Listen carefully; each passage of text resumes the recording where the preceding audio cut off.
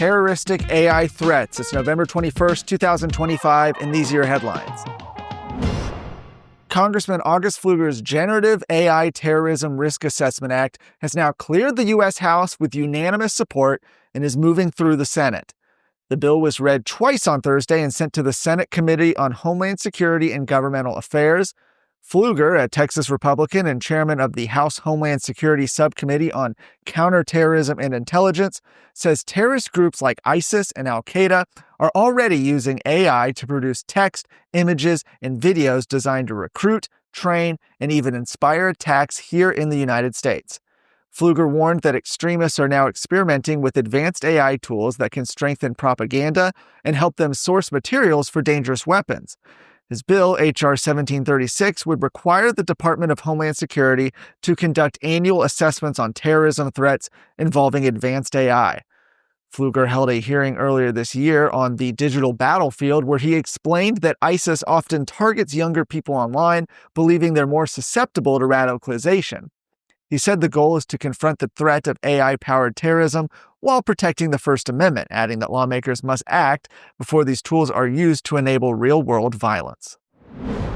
Uvalde County Judge William Mitchell has been suspended without pay after being indicted for official oppression, accused of knowingly subjecting a man to an unlawful arrest while acting in his official capacity. The State Commission on Judicial Conduct issued the suspension this week, saying it will remain in effect until the charges are dismissed or Mitchell is cleared. The indictment stems from a March 27th confrontation between Judge Mitchell and Tyler Cox, a 28-year-old UPS driver delivering packages to the courthouse. Cox says he was told by staff to leave packages on the first floor due to elevator issues, but claims that Mitchell confronted him, shouted insults, grabbed his dolly, scattered packages, and ordered a deputy to arrest him. Cox was briefly handcuffed and says Mitchell even took his phone. He's now suing for $15 million, alleging multiple constitutional violations. Mitchell's account is drastically different. He says Cox became upset, called him an expletive, and tried to leave packages in the wrong place, prompting the arrest. Mitchell says his actions were reasonable and claims judicial immunity.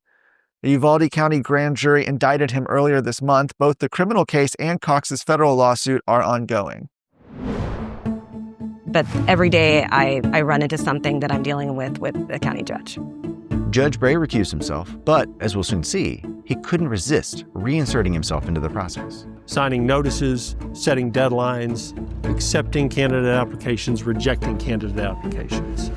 The dispute that ensued thereafter was centered on whether or not Judge Bray had the authority to do those things or should have been doing those things. Head over to TexasScorecard.com today to watch our latest documentary, Kicking the Circle. Governor Greg Abbott is demanding that Mexico immediately address its repeated failure to meet water delivery obligations to the United States under a 1944 water treaty. That treaty governs how both nations share waters from the Rio Grande and other rivers.